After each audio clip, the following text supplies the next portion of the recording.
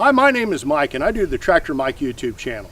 And if you're shopping for a 45 to 55 horsepower tractor, I'm going to tell you today about 10 features that you need to look for that'll make your tractor ownership experience a lot better.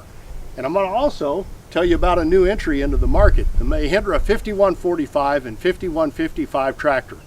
This one's got all 10 of them. Let's get started. I'm going to start at the front of the tractor and go to the back and tell you about all 10 features that I think most of them are really important to me and probably important to you, and you need to know to look for them. Let's start at the radiator.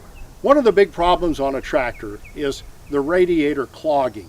And the reason that is, if you're out brush hogging late in the season and you're hitting a lot of those tall weeds with seeds on the top of them that shatter, the suction from the radiator fan can blow those right back into the radiator, clog up your radiator, and shorten the life of your engine. So if I'm shopping for a tractor, any size really, I'm looking for some kind of a screen that cuts down on the amount of debris that goes into your radiator. This tractor's got it right in front, real easy to take out, hit with an air hose or a water hose and clean out at any time. So look for that on any tractor you're shopping for. Now let's go back to the operator area. One thing you'll notice on this tractor real quickly is where the fuel tank is. And I wish every tractor had the fuel tank where this tractor has it, down low. Two reasons for that. Number one, if you're like I am and you got a little age on you and you're carrying those 5-gallon diesel tanks to the tractor to refill, getting them up over the back end of the 3-point to fill on a tank behind the seat or in the middle of the hood is a big deal. This one's down low where you can easily fill it with a 5-gallon tank or a farm tank, and it'll flow quickly for refueling.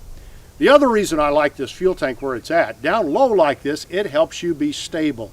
A lot of us farm on hills, and the more weight we can get lower, the more stable we'll be. So the second thing to look for is that fuel tank down low. Third thing I like to look for on a tractor is the operator area. It needs to be kind of wide open and flat, like this tractor is. And the reason, you're going to be on that tractor a lot, you need to be able to stretch your legs out. But they take it a step further on this tractor. Having a thick rubber mat between you and what's below you is real important for two reasons. Number one, it keeps a lot of the heat from coming up from the engine and transmission area to the operator area. And number two, it keeps a lot of the noise from coming up.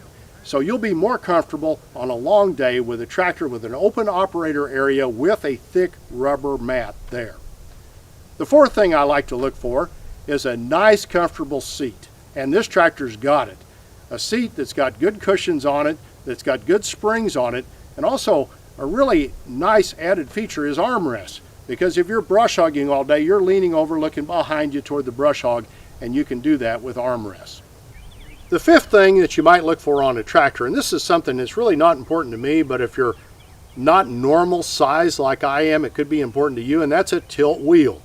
A lot of tractors have a fixed steering wheel, and if you're shorter and smaller and you need to move that steering wheel back into your lap, you can't do it. If you're bigger than I am and you need to fold that thing out of the way to get on and off the tractor easily, you can't do it.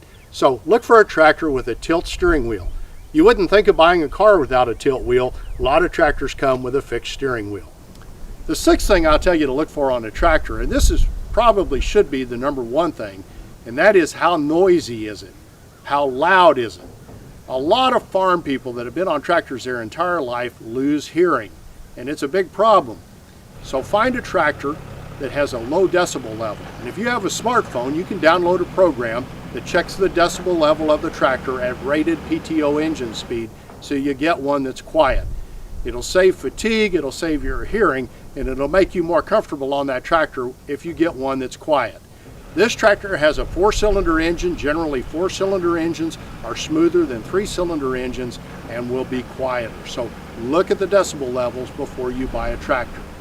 The seventh thing you want to look at when you're shopping for a tractor is transmission. I like a lot of gears. If you're out brush hogging, sometimes you want to be maybe 3 miles an hour. Sometimes you want to just get done, you're at 7 miles an hour. So find a tractor with a lot of gears in the working range, which is from 3 to 10 miles an hour. This particular tractor has 12 speeds forward, 12 reverse with a true shuttle. There's some tractors that claim they have a shuttle, and what a shuttle is, if you're going forward, At one speed, you shift into reverse, you'll be going back at the same speed. Some tractors don't have that, and I would avoid them.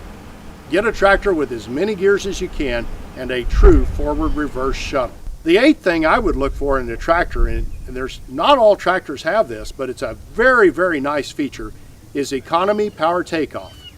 And economy PTO means that if you're out brush hogging late in the season, you really don't need horsepower to cut your seed heads. You're just trying to slick up the ground and cut off the stalks. So what you can do with economy PTO, it's like an overdrive for PTO. You can shift into economy PTO and throttle way down so your engine is not running fast. That means less fatigue for you and less fuel consumption. So if you can get a tractor with economy PTO, get it. It's a really nice feature. Now the final two features I'll talk about today are at the back of the tractor, and they involve hooking up implements. If you have a tractor that's hard to hook up, you'll hate it because it's tough to get from one implement to another. The two options I would look at, number 9 and number 10, telescopic stabilizers to me are one of the most important options you can have on a tractor. And what stabilizers are, they run from the lower link arms back to the axle of the tractor, and they keep the implement from swinging back and forth in back of the tractor. There's two kinds there. Telescopic stabilizers have a pin that go down in a slot or a hole that allow you to lock that implement in position easily. The other type of stabilizers are turnbuckle stabilizers, and I hate these. You have to turn a turnbuckle to get that implement tight, and when you want to take it off, you want to loosen it, and it's a big job. So when you're looking for a tractor, this would probably be my favorite option, is telescopic stabilizers on the lower link arms. Finally today, the 10th option that I would be looking for is extendable lower link arms.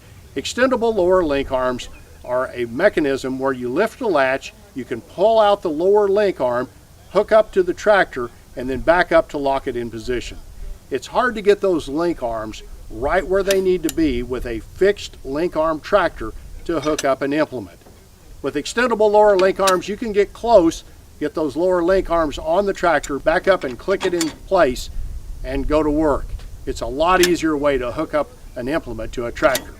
If you'll consider all of these options and pick out the ones that are important to you, and when you're shopping for a tractor, have a checklist, make sure the tractor you're looking for has all these options, you'll get one that you'll be happy with and that will last you a lifetime.